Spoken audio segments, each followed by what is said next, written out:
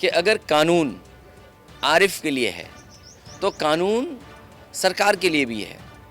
अगर आरिफ पर मुकदमे लगे हैं, जुर्माने की तैयारी कर रहे हैं तो किसी कानून के तहत, और उसी कानून के अंदर आप एक सारस को बंद नहीं कर सकते, एक सारस की आज़ादी को नहीं आप छीन सकते। सबसे बड़ा सवाल ये है कि किसी को भी सुरक्षा तब मिलती है जब उसकी जांच होती है, और सरकार ने जांच की, उसके बाद उसको 2 गनर दिए, दोनों गनर मारे गए। तो आखिरकार सरकार की इंटेलिजेंस क्या कर रही थी? हम आज अगर सुरक्षा चाहते हैं तो सरकार से सुरक्षा चाहते हैं, सरकार हमारी जांच करती है, और गनर उनके पास थे। इंटेलिजेंस क्या कर रही थी? जो बीजेपी के नेता हैं उन्हें 1 साल की सज़ा होगी, उन पे 2 साल की सज़ा नहीं होगी, क्योंकि 2 साल की सज़ा होगी तो सस्ता चली जाएगी। उनके मंत्री हैं, उनके और मंत्री हैं, इलाहाबाद वाले मंत्री हैं, कानपुर वाले मंत्री हैं, 1 साल की सज़ा हो रही है उन पे। उत्तर प्रदेश में समाजवादी पार्टी के नेता आदरणीय आजम खान साहब के खिलाफ हुई, उनकी सज़ा चली गई, उनके बेटे की सज़ा चली गई, उन पे एक बाहर से अधिकारी बुलाया गया, उससे झूठे मुकदमे लगाए गए, उन्हें परेशान किया गया। और इसी तरह कानपुर में भी इरफान के लिए बाहर से एक अधिकारी बुलाया गया है। इस वक्त हमारे साथ बात करने के लिए मौजूद हैं समाजवादी पार्टी के राष्ट्रीय अध्यक्ष अखिलेश यादव, जिन्होंने कानपुर पहुंचकर चिड़ियाघर में सारस से मुलाकात करी, जिसको आरिफ की दोस्ती के बाद यहां पर भेज दिया गया था। अखिलेश जी, मुलाकात कैसी रही? मुझे खुशी है इस बात की कि जो वहाँ के अधिकारी हैं उसका ख्याल रख रहे हैं, और हालांकि क्वारंटीन कर दिया है सारस को, लेकिन उन्होंने सीसीटीवी के माध्यम से हम लोगों को दिखाया। केवल सारस नहीं देखे, बल्कि चिड़ियाघर में जो समाजवादी सरकार के समय पे काम हुए थे उनको देखा, और समाजवादी सरकार ने या समाजवादी लोगों ने कुछ चीज़ें वहाँ पहुँचाई उनको देखा, और जो पहुँचाई चीज़ें वो स्वस्थ हैं। और जो काम किया था, मैं समझता हूँ इस सरकार ने अगर काम और किया होता तो ये चिड़ियाघर और अच्छा दिखता। ट्रेन की पटरी, क्योंकि अलाइनमेंट नहीं बेहतर है, इसलिए ट्रेन पलट गई, ट्रेन नहीं चल पा रही है, कोई घटना भी हुई। मुझे उम्मीद है कि सरकार इस पे भी ध्यान देगी और बहुत जल्दी बच्चों की ट्रेन भी इसमें शुरू करेगी। सबसे बड़ा सवाल ये है कि अगर कानून आरिफ के लिए है तो कानून सरकार के लिए भी है। अगर आरिफ पर मुकदमे लगे हैं, जुर्माने की तैयारी कर रहे हैं तो किसी कानून के तहत, और उसी कानून के अंदर आप एक सारस को बंद नहीं कर सकते, एक सारस की आज़ादी को नहीं आप छीन सकते। एक सारस को आप एक स्पेसिफिक टेक्निकल चीज़ें हैं उसमें ही उसके पिंजड़ा बनाया जा सकता है, उसी में रख सकते हैं। अगर कानून एक तरफ कार्रवाई कर रहा है तो कार्रवाई दूसरी तरफ भी हो। मुझे उम्मीद है इसके बाद आरिफ के केस ख़त्म होंगे, और जो उस पर जुर्माने की बात होगी वो भी ख़त्म होगी, और कम से कम सरकार को सारस के प्रति प्रेम बढ़ा है। मुख्यमंत्री जी कह रहे हैं बारहसिंगा के लिए और सारस के लिए कोई सेंचुरी बनेगी। मैं मुख्यमंत्री जी से निवेदन करूंगा कि इसके लिए न बनाएं सेंचुरी। अगर किसी के लिए सेंचुरी बनानी है तो उत्तर प्रदेश में लगातार सांड घटनाएं कर रहे हैं, सांड के लिए एक सेंचुरी बना दें। हमने देखा कि आपने ट्वीट भी करा कि अगर सारस को कानपुर भेजा गया है तो क्या गुल्लू को भी गोरखपुर भेजेंगे, इसके क्या मायने? नहीं, मायने ये है कि एक बहुत पुराना वीडियो है जो यूट्यूब या आर्काइव में आप देख सकते हैं, जहां मुख्यमंत्री जी भी अपने प्रिय किसी को बिस्किट खिला रहे हैं।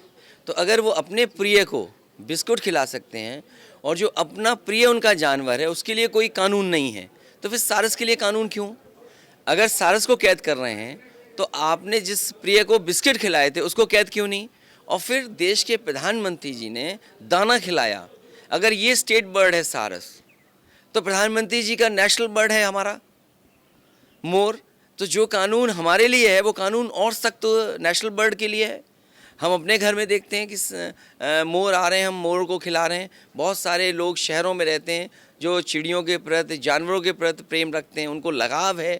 वो क्या कारण है मुझे नहीं पता क्यों है लगाव, लेकिन वो समय समय खाना खिलाना, इलाज कराना, ये सब इंतज़ाम करते हैं। तो कानून उनके लिए क्यों नहीं कार्रवाई कर रहा है? कानून इसलिए कार्रवाई कर रहा है क्योंकि मैं सारस से मिलने चला गया, यहाँ के विधायक से मैं मिला, तो सरकार ने यहाँ के विधायक को कितनी दूर भेज दिया। मैं सारस से मिलने चला गया तो सारस को उन्होंने कैद कर दिया। आपको आशंका है यहाँ से भी कहीं भेजा जाएगा? नहीं, अब क्या भेजेंगे? अब इससे ज़्यादा इटावा भेज दें। इटावा में सबसे ज़्यादा सारस है तो हमें और खुशी होगी कि कम से कम सारस जो नेचुरल हैबिटेट है उसका वहाँ पहुँच जाएगा तो और अच्छी बात है। आपने बात करी खुले सांड की, तो हमने देखा कि अतीक के काफिले में अतीक जिस गाड़ी में बैठा था उस पर भी एक गाय टकराई, क्या कहें? तो देखिए ना, आप देखिए, इससे सीरियस सवाल ये है कि देश के प्रधानमंत्री जी आए थे और 2022 के चुनाव में उन्होंने कहा कि इन जानवरों के लिए हमने एक इंतज़ाम और पॉलिसी बना ली है। अब आप ये बताइए, 1 साल चला गया, 2 बजट आ गए हैं, तो आपने क्या इंतज़ाम किया है? कोई दिन उत्तर प्रदेश में नहीं जाता है जिस दिन सांड की वजह से किसी न किसी की मृत्यु न हो रही हो। आखिरी 2 सवाल होंगे, फिर ख़त्म करेंगे। आपने बात करी अतीक अहमद की, मैंने बात करी।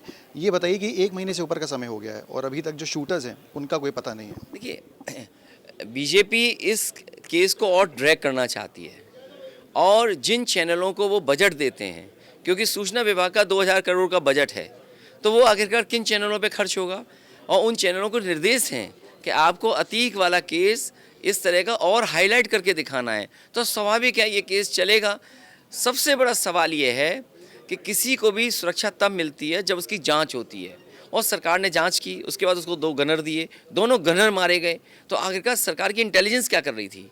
हम आज अगर सुरक्षा चाहते हैं तो सरकार से सुरक्षा चाहते हैं, सरकार हमारी जांच करती है, और गनर उनके पास थे, इंटेलिजेंस क्या कर रही थी? तो जो कार्रवाई अधिकारियों के खिलाफ होनी चाहिए थी वो तो नहीं कर रहे हैं कि आखिरकार मारा कैसे गया, और वो मारा गया जो बीजेपी का सदस्य है, जिसकी हत्या हुई है वो बीजेपी का सदस्य है। उस पर जो मुकदमे थे या जो झगड़ा था वो था, और जांच इसकी क्यों नहीं हो रही है कि ज़मीनों का लेन देन था, वहाँ पर पैसे का लेन देन था, वो बीजेपी के नेता थे। जो बीजेपी के नेता हैं उन्हें 1 साल की सज़ा होगी, उन पे 2 साल की सज़ा नहीं होगी, क्योंकि 2 साल की सज़ा होगी तो सस्ता चली जाएगी। उनके मंत्री हैं, उनके और मंत्री हैं, इलाहाबाद वाले मंत्री हैं, कानपुर वाले मंत्री हैं, 1 साल की सज़ा हो रही है उन पे। आपको लगता है गलत कार्रवाई राहुल गांधी पे 2 साल की सज़ा होगी? देखिए, ये कार्रवाई उत्तर प्रदेश में समाजवादी पार्टी के नेता आदरणीय आजम खान साहब के खिलाफ हुई, उनकी सज़ा चली गई, उनके बेटे की सज़ा चली गई, उन पे एक बाहर से अधिकारी बुलाया गया, उससे झूठे मुकदमे लगाए गए, उन्हें परेशान किया गया, और इसी तरह कानपुर में भी इरफान के लिए बाहर से एक अधिकारी बुलाया गया है, वो केस लगा रहे हैं। अगर कोई बचने बचाने के लिए हवाई जहाज से चला जाए तो आखिरकार दोषी कौन था? झूठे मुकदमे किसने लगवाए? और बीजेपी पे मुकदमे क्यों नहीं लग रहे? बीजेपी के जो नेता हैं, मंत्री हैं, सबसे ज़्यादा दागी हैं। आज ही मैं अखबार में पढ़ रहा था, मंत्रिमंडल में 22 ऐसे मंत्री हैं जो दागी हैं, और फिर मुख्यमंत्री खुद दागी थे।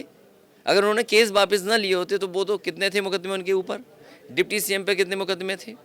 और फिर समाजवादी पार्टी और उत्तर प्रदेश की जनता ये जानना चाहती है कि टॉप 10 माफिया कौन हैं, टॉप 100 माफिया उत्तर प्रदेश में कौन है।